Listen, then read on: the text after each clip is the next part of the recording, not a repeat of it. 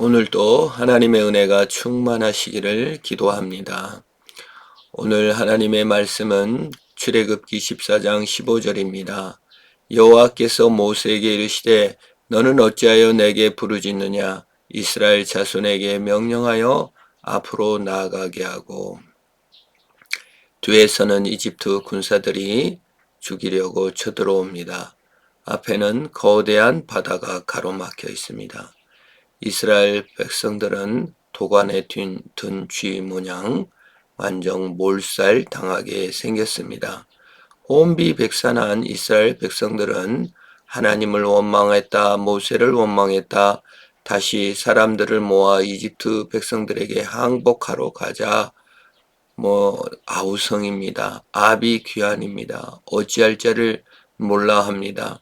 후회하는 사람, 번민하는 사람, 고민하는 사람, 도망가자는 사람, 갈 데도 없습니다.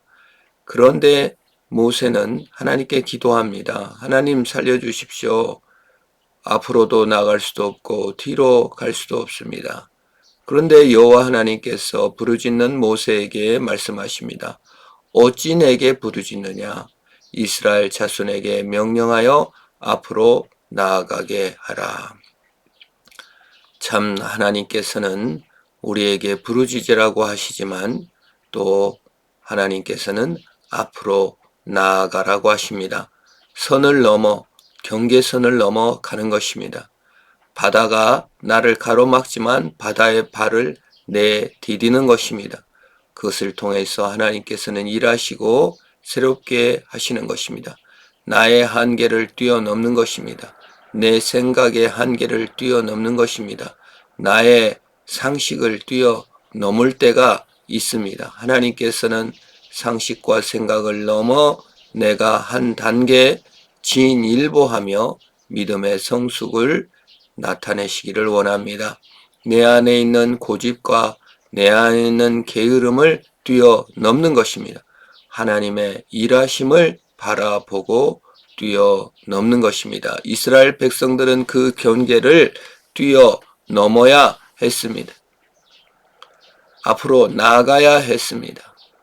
더 이상 원망과 혼비백산과 고집과 게으름과 아집 가운데 있지 않고 함부로 앞으로 나아가야만 했습니다.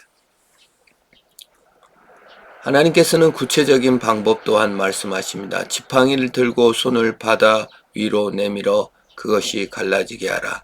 이스라엘 자손이 바다 가운데서 마른 땅으로 행하리라. 구원은 내가 하는 무엇이 아닙니다. 하나님께서 이루신 무엇입니다. 하나님께서는 우리를 사랑하셔서 그 길을 예비하시고 계십니다. 우리가 때로는 뒤에서는 이집트 군사가 쳐들어오고 앞에는 바다가 막혀 있다고 생각할지 모릅니다. 내가 무엇을 해야 될지 전혀 모를 때가 있습니다. 환난과 공고와 어려움 앞에 우리는 좌절하고 낙심하고 내면에 고통이 있을 수 있습니다. 그때 우리는 지팡이를 내밀어야 합니다. 하나님께 손을 뻗어야 됩니다. 하나님께서 하시는 일을 나타내 보이실 것입니다. 다른 무엇보다도 주님께서 나를 사랑하시고 나를 위해 죽으시며 부활하시며 나에게 베푸신 구원을 보는 것입니다. 이것이 굿뉴스입니다. 하나님께서 행하실 일을 인하여 손을 내밀어 뻗어 가는 것입니다. 그리고 그 주님께서 행하신 일을 인하여 감사와 만족을 얻어 가는 것입니다. 내가 이룬 업적으로 또는 내가 있는 아픔으로가 아닌 하나님께서 행하신 일을 향하여 손을 내밀 때 하나님께서는 바다를 열어 우리를 마른 땅으로 걷게 하시는 것입니다. 구원은 주님께서 이루신 일을 향하여 달려나가는 것입니다. 오늘을 살아갈 때 오늘이라는 거대한 바다를 믿음으로 발자국을 내디는 것입니다. 사랑의 발자국을 내디는 것입니다. 감사의 발자국을 내디는 것입니다.